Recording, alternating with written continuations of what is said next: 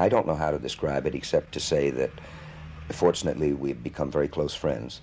And in all those years, you know, over 20 years now, I've never spent 30 seconds that were dull.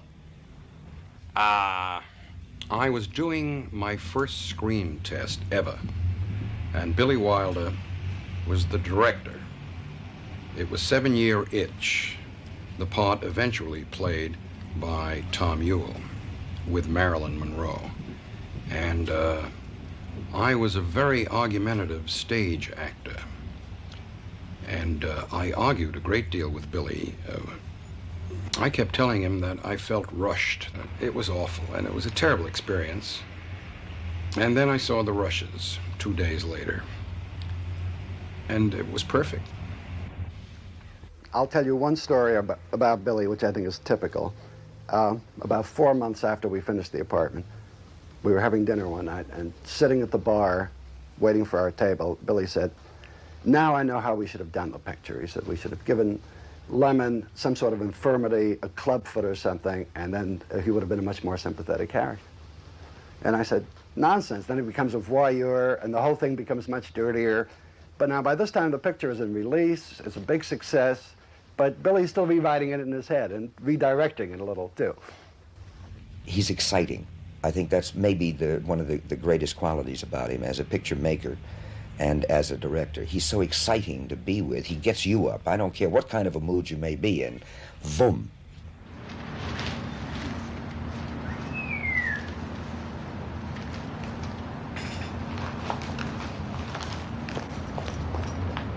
And many hard issues to be settled. The questions that have brought warfare and bitterness to the Middle East for the last 30 years will not be settled overnight.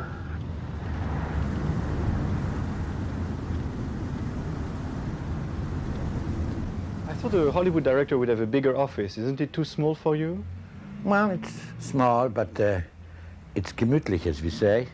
But I do have another room there. Go and look. It's for my secretary. That is, if I can get rid of all that crap there. Hello. Yes, Walter. La meilleure chose. Excuse me, please. It's Mr. Walter Matthau. He tries to tell me in French what he's going to do, and it's going to may take a long time. Continuez, Monsieur Matthau. Very good. That was Walter Matthau. He just made the bed. Are we still running there? Yeah. Okay, good. What is this bird cage up there? Well, it's kind of symbolic gesture of my final freedom from the imprisonment in studios, as it were. It's the bird that has escaped the cage, has escaped the Universal Warner's Columbia neighborhood, which I call the Bermuda Triangle.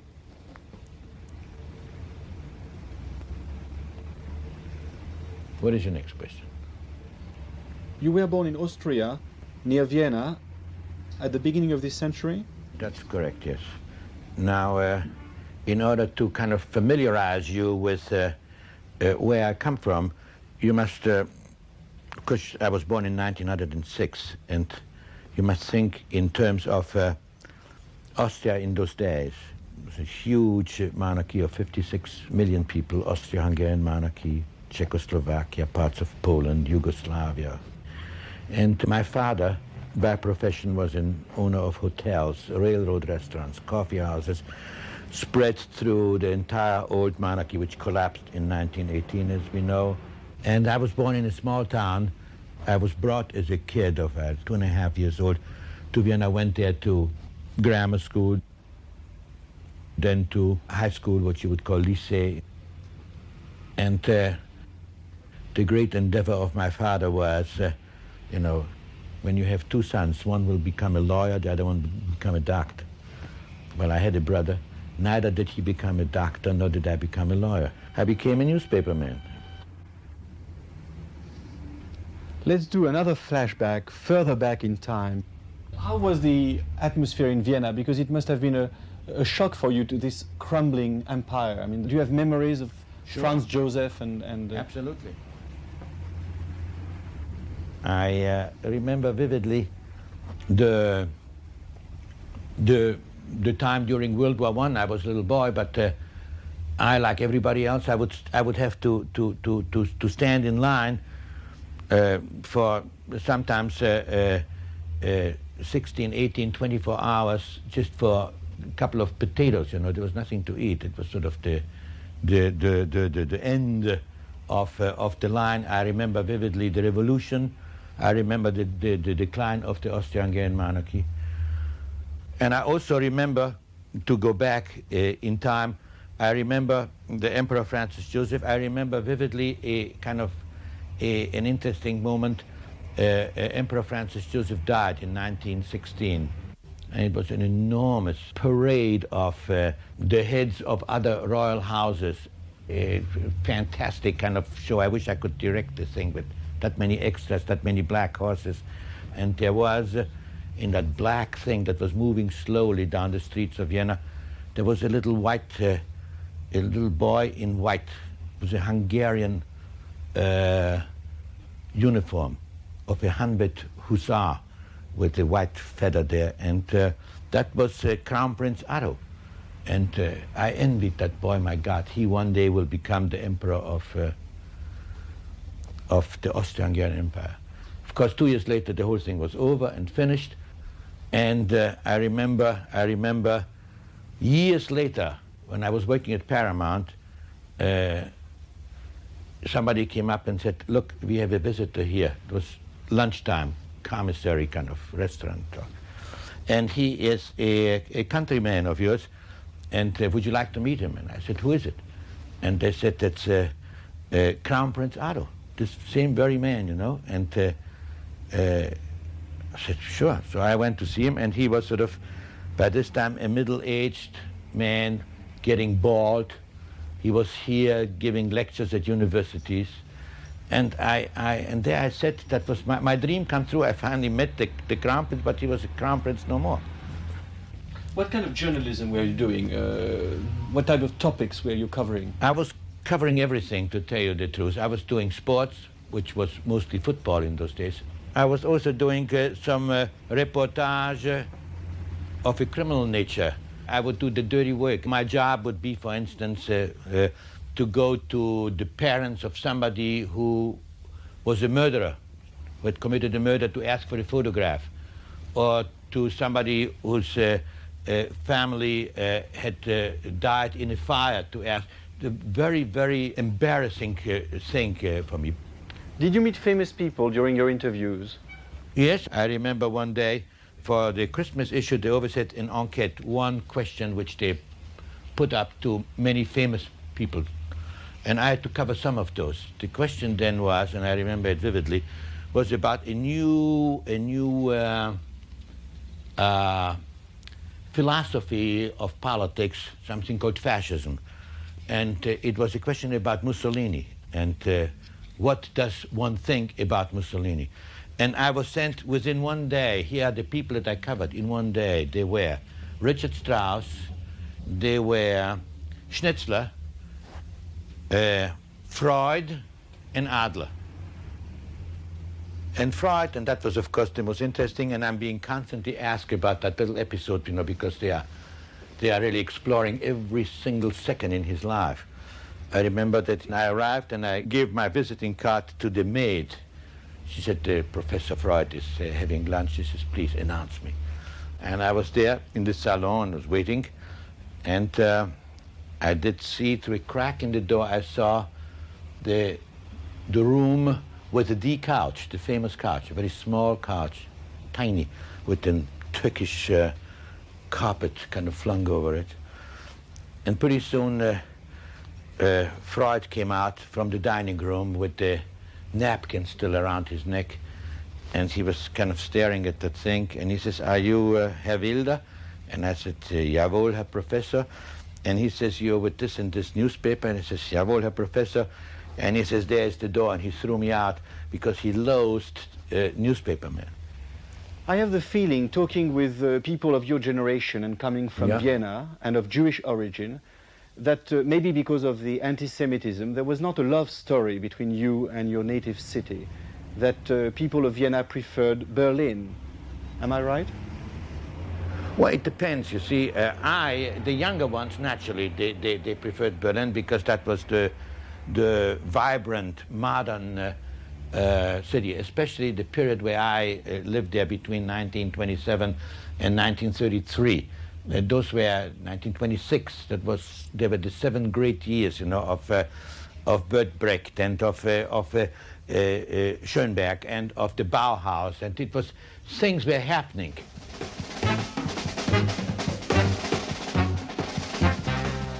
In those days, life was tough in Berlin. To survive, were you doing only journalism? Well, it was, we were young and jazz came up and people started dancing the Charleston and God knows what. And I was one of those, and since I was kind of a fairly good dancer, and since times were tough, I did a stint as what you would now laughingly call a gigolo, kind of a dancer for money in a hotel, the Eden Hotel in Berlin. But actually, no, it was not quite as romantic as it sounds. Actually, I did it in order to write a series of articles on what it is to be a gigolo in Berlin. And it sort of made a bit of a scandal.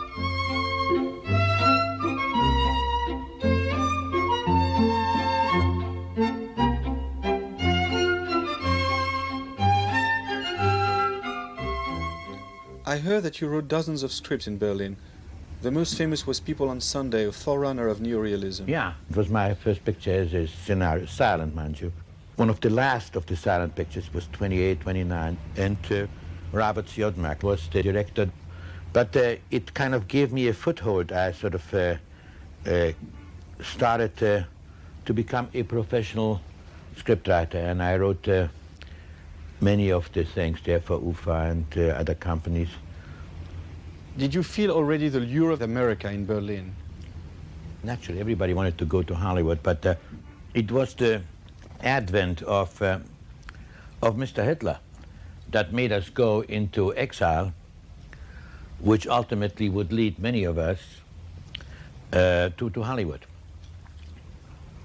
When it became apparent that Hitler was going to take over and what his politics are, and that it's going to be impossible for any of us to work, the exodus started. Some, afraid that they could not speak any other language but German, went to Prague, some went to Vienna, but they were just fooling themselves because Hitler followed them and took over those countries very quickly.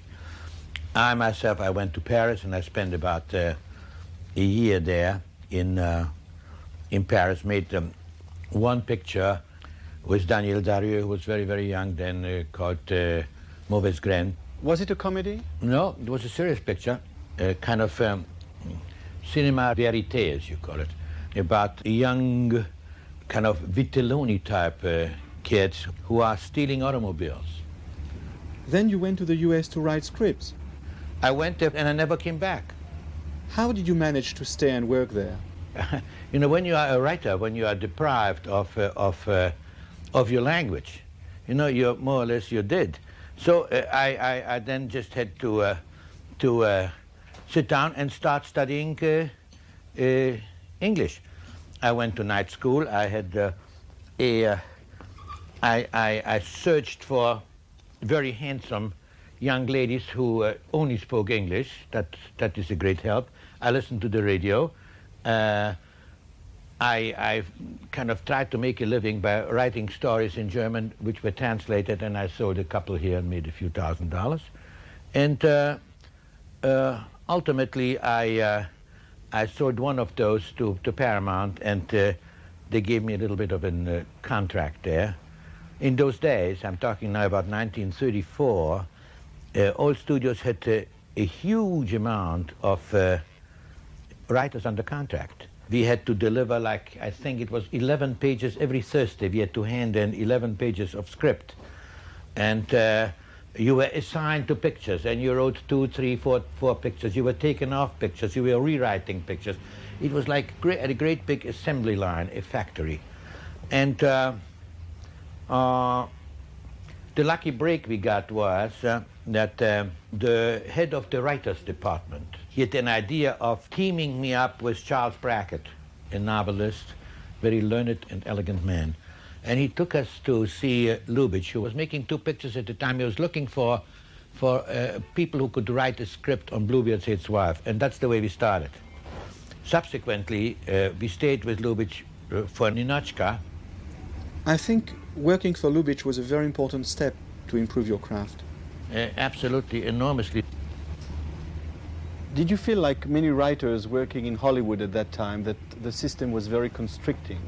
Yeah, it was constricting, except that if you made a name for yourself, it was beginning to become an honorable profession, which it was then not, because people came to Hollywood, to make quick money. Writers from New York, stage actors, novelists, Scott Fitzgerald, whom I knew at Paramount, by the way, Faulkner. They would all kind of put their fingers in the pie, but not with any genuine interest. They kind of looked down on movies, which, is my delight, because everybody has been looking down on movies, as something kind of third rate, up until, thank God, the invention of television. Now we have something to look down on. Ball of Fire, directed by Howard Hawks, was your last script before becoming a filmmaker.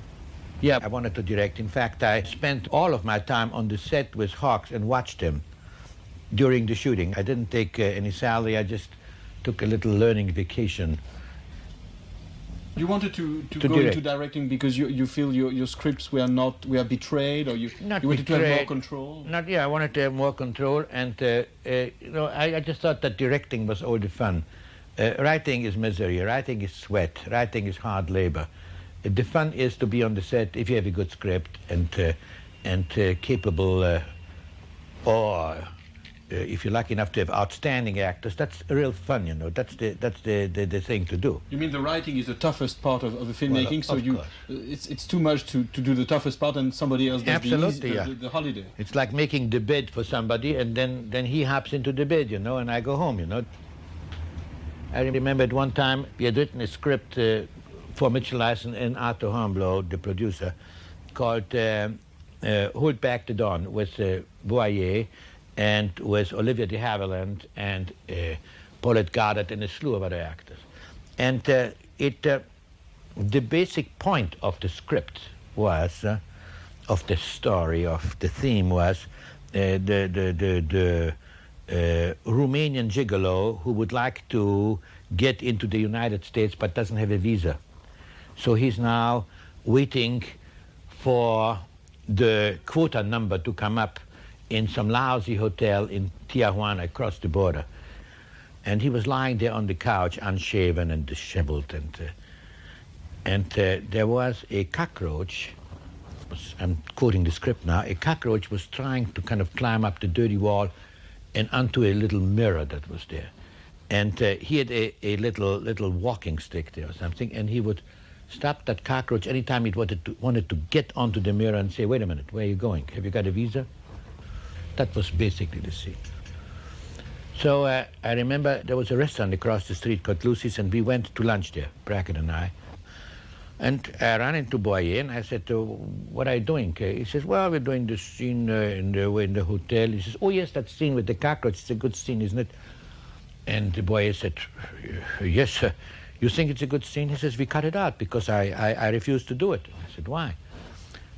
And Boyer said, well, it's stupid, it's idiotic. He says, why should I talk to a cockroach if a cockroach cannot answer me? I'm not going to talk to a cockroach. And I looked at Brackett. Brackett looked at me, and we got very, very angry, and we went back to the office, and we were still writing the final 20 minutes of that film. And I was so angry, I said, I tell you, this son of a bitch, if he doesn't talk to a cockroach, he won't talk to anybody. And we gave him the absolute minimum for the end. We gave everything to Olivia de Havilland out of anger, Now, what had happened was, that at this time, Paramount was making like 40, 45 pictures a year. They said, well, we like Brackett and Wilder as a team. We don't want to lose them. If that silly guy wants to break his neck, how good can it be? And they let me direct my very first picture. But I knew what they were thinking. So I found a story that was absolutely kind of foolproof. It was The Major and the Minor with Ginger Rogers. And we got Milan, with whom I worked subsequently. And I made a small, very successful picture. It was a rather mild, chaste version of Lolita. That's what it was. That 24-year-old girl doesn't have enough money to get back on the train, but has enough money for a child's ticket, which is half price, and disguises herself as a child and runs into Ray Milland, who finds himself curiously sexually attracted by not knowing, and it disturbs him greatly. Since that was a success, they gave me contact and I stayed on as a director. But you were not really satisfied with the system because you wanted to achieve more control. You switched from scriptwriter to director and then director to producer, producer-director. And that is the level of the producer who, I'm not talking now about great producers like the Thorbergs and the Selznicks and the Goldwins. I'm talking about a studio producer who, you know, since they cannot write, since they cannot direct, since they cannot act, since they cannot compose, they become the head of everything. And that was the ultimate control. So it was a question of, not of power, but of ultimately having it as close to, on the screen, to what you first imagined, to have it as close to that after the execution. Ace in the Hole was your first film as a producer? And believe me, it was a very, very harsh experience. I almost left Paramount because that was before I had the controls, the cutting control and other controls. They just retitled the picture. You know, it was Ace in the Hole, they called it The Big Carnival to recoup some money. Then it was a success in Europe. But I learned my lesson, you know. I insisted on certain things, you know, so they cannot go behind my back and suddenly the picture is retitled, it is recut, it is redubbed, rescored, you know. That is very important. But however, being a very fast shooter of pictures, a picture maker, and not indulging in kind of masturbatory self-exercises of egocentric self-satisfaction, you know. I ultimately achieved the cutting rights from the studio, which is about the best that you can hope for.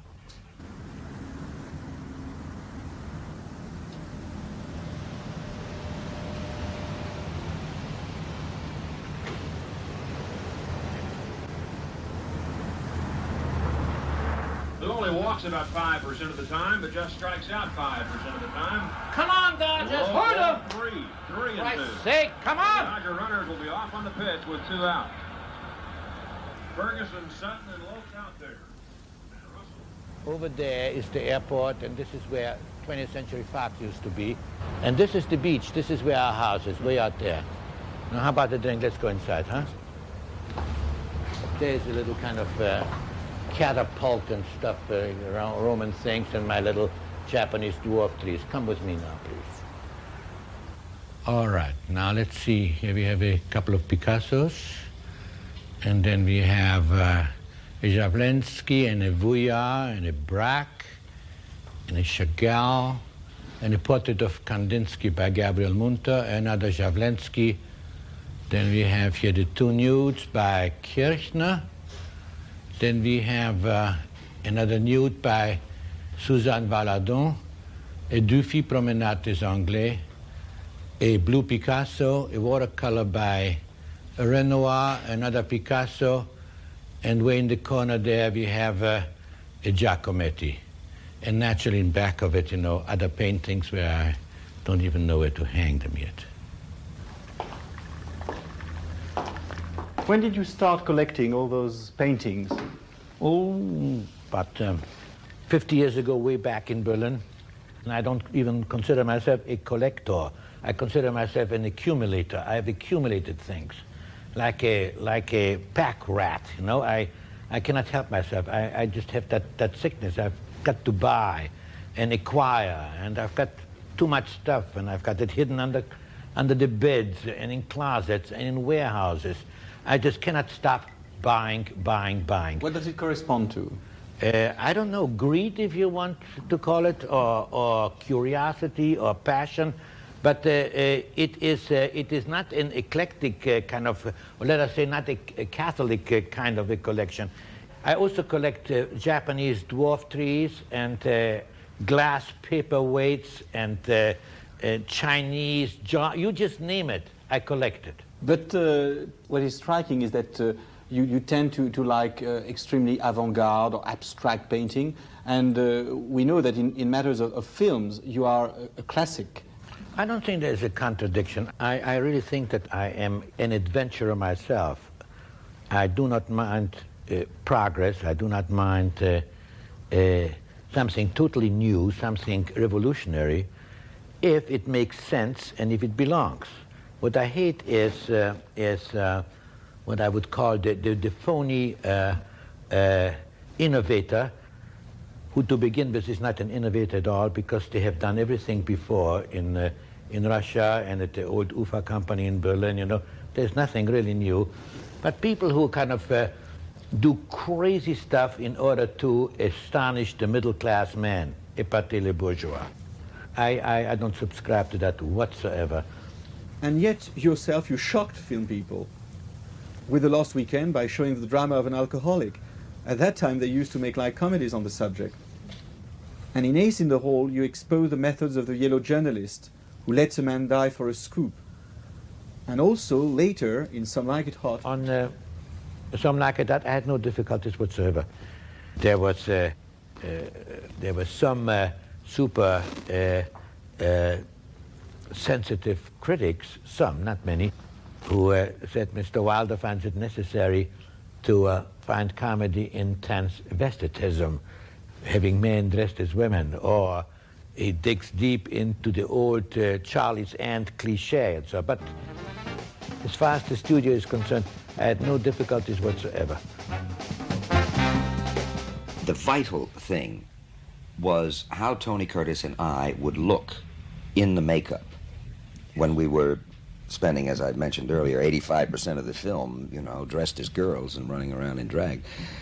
How the wigs would look and how the makeup would look. Would it be believable? That being crucial, we spent, almost a week every day going through a series of makeup tests and different sized lips with the lipstick and different wigs, and we were going crazy.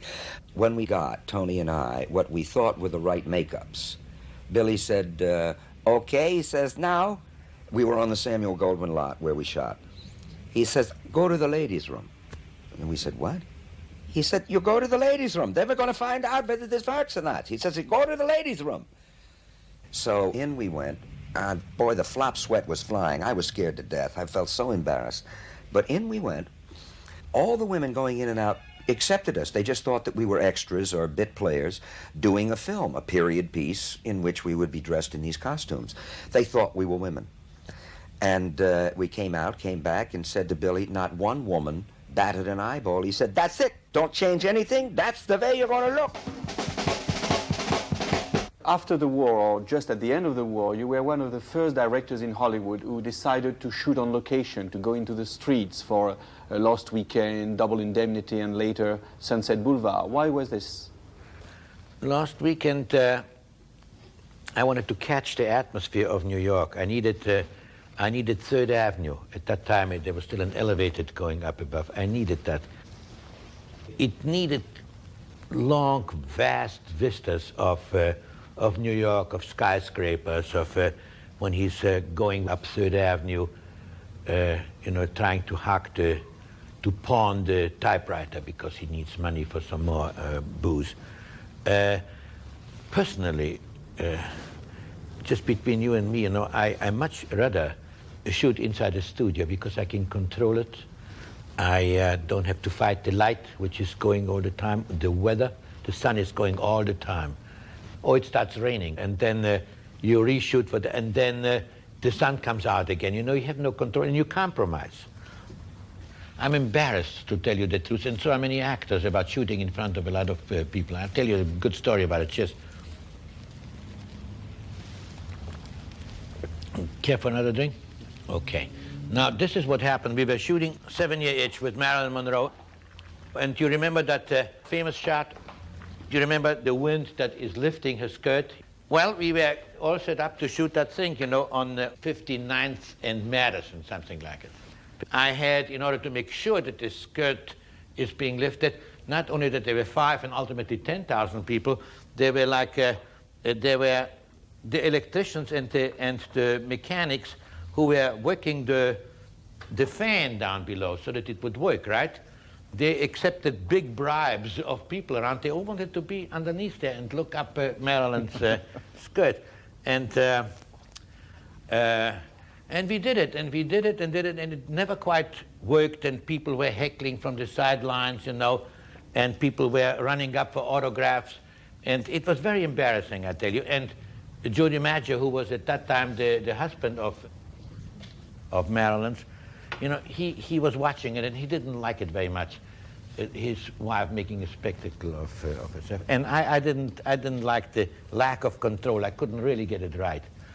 And finally, ultimately, we did that shot in the studio. It was perfect. But when you shoot in studio, then you ask, for instance, Alexander Trauner to be as precise, as almost as documentary as possible. You see, in Amadeus, you believe you are in I.A.L. Absolutely. But you see, the beauty of working with Trauner is, who I consider him, of course, the greatest art director. He was working on Les Enfants du Paradis and then the Quai de Brume and all the great pictures. He's the absolute master of the perspective. In other words, when I shot this scene in the apartment with the 5,000 desks, everybody asked me, where did you find that office? You were in New York, huh? Where were you? What building was it? Was it the Rockefeller Center? Was it the new Seagram building? It was on stage 5 at Goldwyn's. But Trauner does something which is unique, and he's the master of the perspective. By that I mean he had 100 desks. Then he had another 200 desks, but in a smaller size, and we had extras who were smaller. Ultimately, they were tiny desks, and they were dwarf extras. And ultimately, at the very end, they were cutouts. They were desks that were about as large as this ashtray, except without the ashes, naturally. Tiny little desks and cutouts, you know, and in back of it, you know, you saw little traffic. Things were happening, you know, on strings, you know. He just gave you the illusion. That's when picture making becomes a real fun, you know, that you do it with mirrors. You do it like a magician, you know. You pull rabbits out of hats.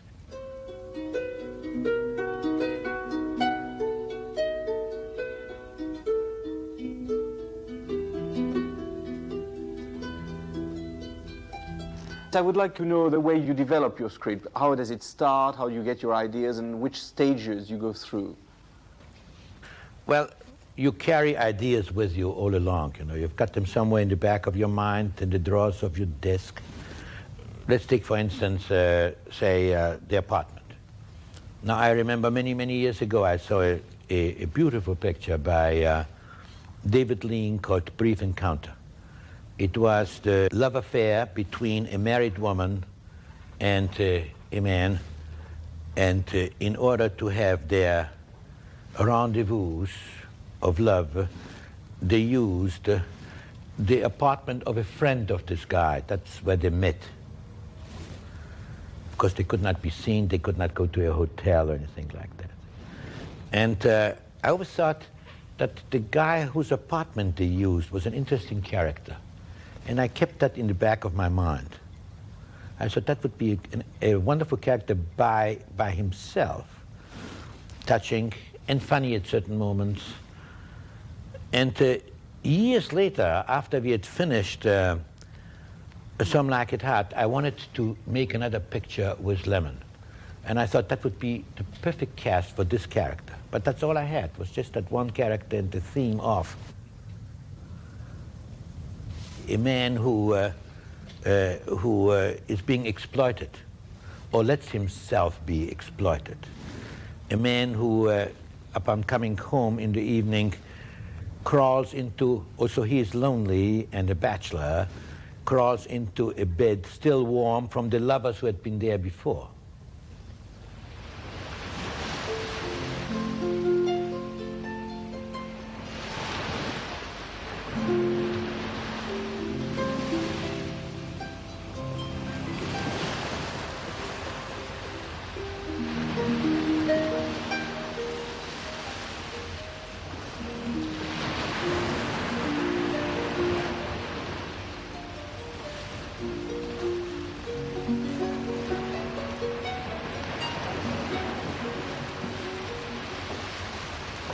Where are we exactly here? Is it Malibu? It's part of Malibu. It's called Trancas. We spend about every weekend here, especially in the summer, just to recover from what I suffered through. Yesterday we were talking about the way you get your script ideas. And what is your working procedure? Yeah, to quote Mr. Churchill, it's blood, sweat, and tears, believe me. It is a drag. It is hard work. And it's not one of those kind of things people imagine that muses come and they kiss your brow and there you are, kind of the poet in the clouds. Nothing like it. We just sort of, that's Iz and I, you know, when we collaborate, we get to the office like at 9 o'clock in the morning, you know, like employees of a bank. And we sit there and we try to find something. Sometimes nothing. Sometimes we just sit there and wait. Say, Iz, how would it be if the husband... I don't like it. I don't like it either.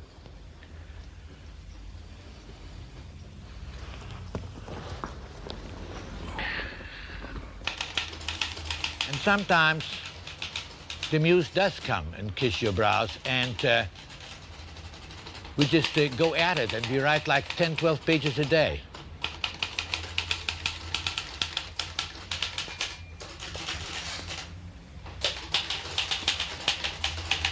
When you write a script, do you have an actor in mind?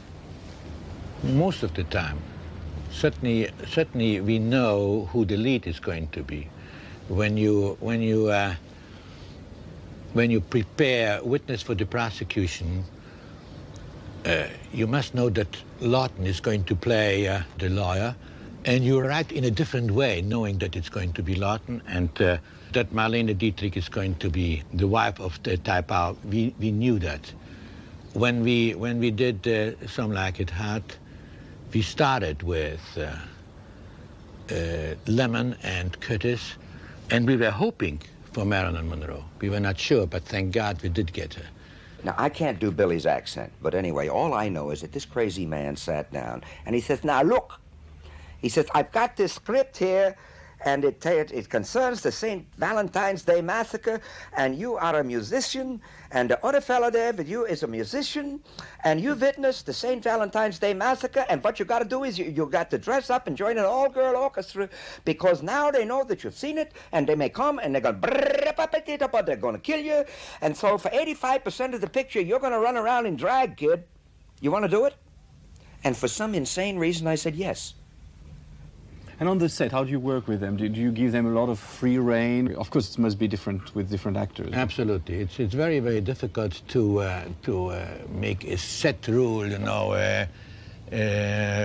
You treat every actor the same way. You know? It's like, you know, like a psychiatrist having various patients of different illnesses on the couch. And you have to be all kinds of things, not just a psychiatrist to them. You have to be a masochist.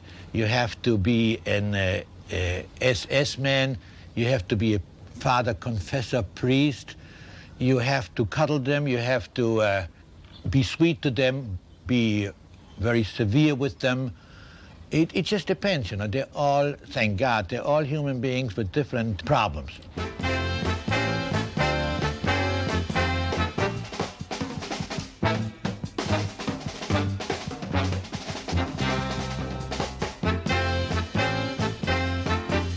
You like to direct a great number of actors, but it seems that among them, 3 stand out. Walter Matthau, with whom you directed in 3 films, Jack Lemmon in 6 films, and William Holden in 3 films. And they seem to represent 3 different aspects of man, of personality. How do you see them? It just depends on the picture. You know, if it's a picture about a likable, attractive Schlemiel, naturally, that's Lemmon. If it is a strong, very American, straight-faced businessman, that's Holden. And if I need a funny, slightly devious, kind of everybody's brother-in-law, you take Matthau. You couldn't do better, you know. Those are highly original characters where it does not take an hour to establish their character. It's like putting on an old pair of slippers, if you know what I mean. You see, Billy Wilder sees me as, and I'm quoting, as a lovable rogue, a scalawag, a con man, a deceiver, and one who should never, in any case, under any circumstances, play the love interest. Now, I disagree with him. But you see, with a director, you can't tell a director, hey, listen, I'm a love interest type. I mean, women go crazy about me. They see in me a large English sheepdog, you know, and they want to grab my body and pet it and play around with me and so forth. He doesn't see that. Billy Wilder doesn't see me as a sex symbol. And all my life, I've been miserable because I always wanted women to jump on me the way they jump on pretty men like Jack Lemmon, you know. Somehow you had to deal in your career with two myths, Humphrey Bogart and Marilyn Monroe, which are the opposite of Matthau and Lemmon, who are much more everyday personalities. I think you had some problems with the two of them. Well, I had problems with Bogart at the beginning of the shooting of Sabrina, because he was not my first choice. My first choice was Cary Grant, but I just couldn't get him. We were sure up until 4 weeks before we started that it's going to be. But he kind of never thought that he was part of what you may call kind of the Wilder clique, people who kind of meet, you know, after shooting and have a cocktail or two. He had difficulties with the part. It was not natural to him, you know. There was nothing tough. There were no guns. There was no suspense, and there was not that mystique of Rick in Casablanca. Monroe was a whole different story, because Monroe, I had no problem with Monroe. Monroe had problems with Monroe. She had problems with herself. She was slightly discombobulated at all times. She had great difficulties to concentrate. Something was always biting her, eating her. And it was like pulling teeth, you know. But by God, you know, when you were through with her, when you suffered through that thing, through the 30, 40, 50 takes sometimes, or through her lateness, you had something there, you know, something absolutely unique that cannot be duplicated. And you forget after the picture is finished and you had a rough time before. Not that she was mean or anything like that. She would have mental blocks. She really required the greatest of the analysts, or a slew of analysts, not just one, you know, to unravel what was happening within her. I've never seen him stopped cold, except by Marilyn. We were doing a scene, and all she had to do, when Tony and I were, the camera was on us, she knocks on the door. We quickly throw our wigs on, because we were still disguising ourselves as girls, and say, come in. Tony says, come in. She walks in, the camera now is on her. All she says is, where is the bourbon? Opens a drawer and says, oh, there it is. That's all. Where's that bourbon? Oh, there it is.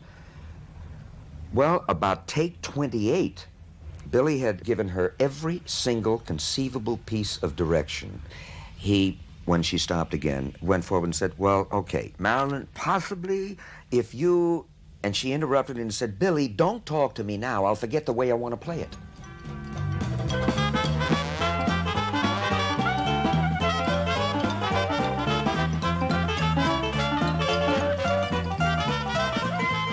There was another myth that you met in Berlin before she became a myth. It's Marlene Dietrich, and you used her later as an actress. Yeah, we made two pictures together. She was the exact opposite of what she represented on the screen. You know, when you saw her in Shanghai Express, when you saw her Blue Angel, when there was that seductive vamp. So she is really a German Hausfrau, and that's what she likes the best. She likes to scrub the floors and scramble your eggs, and she is a great friend of mine, and we kind of always used to laugh about the kind of thing they made out of her. Nothing like it.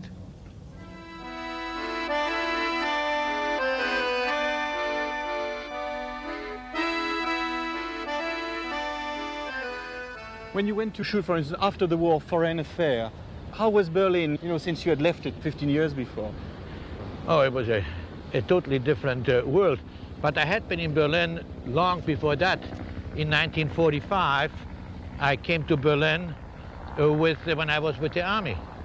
It was fascinating, I tell you, to leave afraid for my life and then come back, as one of the conquerors, as it were. When you shoot, when you make a film, you throw old taboos, old totems, you don't respect, you show things as they are. I mean, for instance, Kiss Me Stupid, that's a very important film because you raised a hell in America. What was, Well, I raised hell, I don't want to give you the feeling that I'm such a rebel against the establishment. Not at all. The trouble with Kiss Me Stupid, which actually was a very chaste picture, was about a man who is caught. It is that eternal drama between duty and desire. He's a songwriter. He wants to sell a song to a popular singer. On the other hand, the singer wants to have an affair with the wife of the composer, and he does a substitution. Not only that he did not permit his wife to have an affair with the thing, he substituted her with the prostitute, and then he protected even the prostitute. It was really a very innocent picture. The problem there was, and usually I don't talk in those terms, was that I really was ahead of my time. It was just before we started liberalizing our code of ethics, when censorship was just running amok. Cheers. But nevertheless, you showed in Kiss Me Stupid that the housewife liked to be a prostitute for one night, and the prostitute enjoyed to be a housewife. Well, that you're kind of you are sort of making a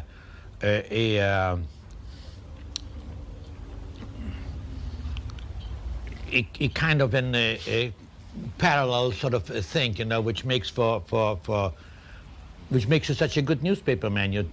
It never occurred to the wife to become a prostitute for one night.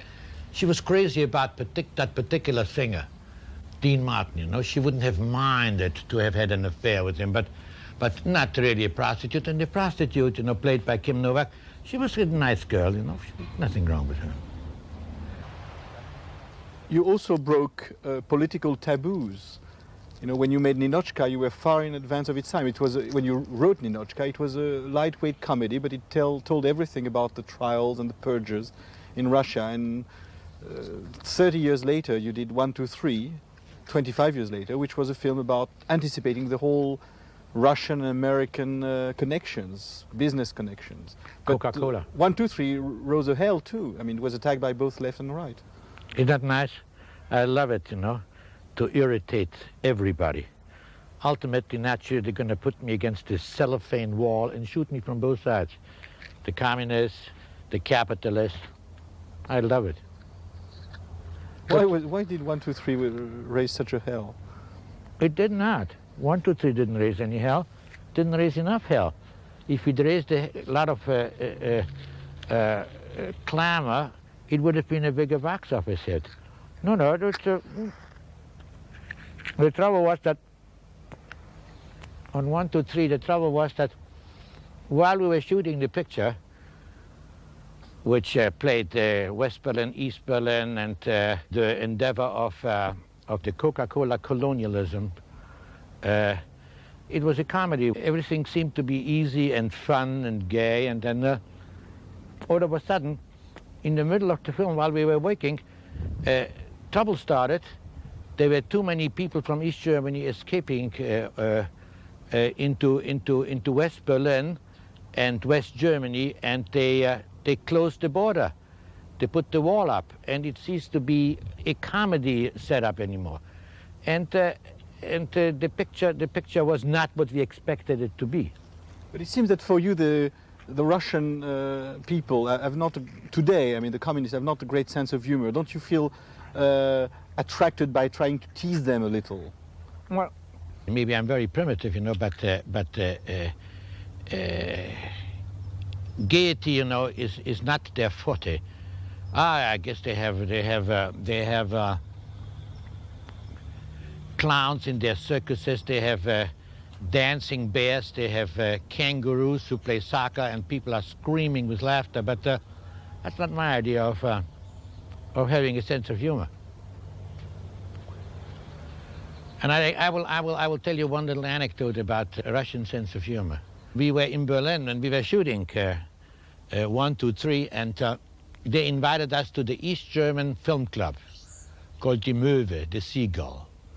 We went there, and they had just run their apartment, and they said it was marvelous, it was wonderful, and it really showed up the depravity of the capitalist system, how a man can further his career by filthy tricks, by giving away the key to his apartment. And they said, you know, it's very typical of America, typical of New York. And I told them, look, a story like this could happen any place. It could happen not just in New York, it could happen in Stockholm, it could happen in Buenos Aires, it could happen in Tokyo. It certainly could not happen in Moscow, I must admit to that. And they were very, very pleased, you know, that it could not happen in Moscow. And then I told them why. I said it could not happen in Moscow because nobody can give you the key to your apartment so you can make love to a lady. Because if he gave you the key to the apartment, there are still 6 more families living in the same apartment. That did not amuse them very much.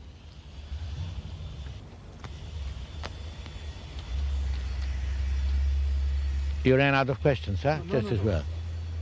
Almost 30 years after Sunset Boulevard, you made Fedora, and of course, there are echoes of the first film in Fedora. By echoes, you mean echoes. You know, both of us have a nice little accent. Well, all I can tell you is, Michel, if it's an echo of Sunset Boulevard, I'm very proud. And I think it was very smart to try and make a picture with echoes of a very successful picture of mine. The stupid thing would have been if I would have repeated on a failure of mine. Do you agree with that? Yes, I think so. Yeah. I also think that you are very far from Norma Desmond and Fedora because you don't live in a dream, you look for reality. And I think Sherlock Holmes is very close to you. I mean, he's a collector, he's an inquirer, he's a man who wants to look for the truth. Yes, he is also a dope addict, and he is also, in some versions, maybe homosexually inclined, having something to do with Dr. Watson. But he's bright, he's smart, he is enigmatic, and I'll buy that. It's fine. You think I'm Sherlock Holmes? Okay. And he's a rational man who is afraid of giving way to too much emotion or too much passion. You don't think I'm emotional or passionate? Do you want me to mention some names? You want to ask some people?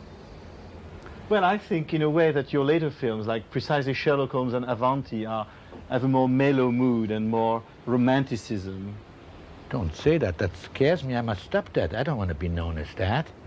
I want to be known as a cynic, as somebody with a vitriolic tongue. I like that much better. I don't want to be known as a softie. Please. We won't keep that. No. Just we keep it, but we keep it between us, a secret, okay? You like to switch all the time. I mean, there's a Wilder touch, but not a Wilder specialty. You go from drama to comedy, from farce to suspense. That's correct, yes. You're unlike other directors in that respect. Yeah, well, I have done every kind of picture except a Western. However, I think that the wise man is Hitchcock, you know, who's known for his suspense pictures. He does a certain kind of a picture, does it beautifully, and people know what to expect. But it would sort of, it would bother me I would find it boring, you know, to do always the same kind of a picture. I try to switch styles. When I'm very, very sad, I'd like to make a comedy. And when I'm in a very happy mood, I'd like to make a very heavy drama. But you are a serious director. I mean, you have... You're very kind, Michel, but just between the two of us, you know, I don't think that making movies is my entire life. Now, if there's one thing, you know, that I hate more than not being taken seriously is to be taken too seriously.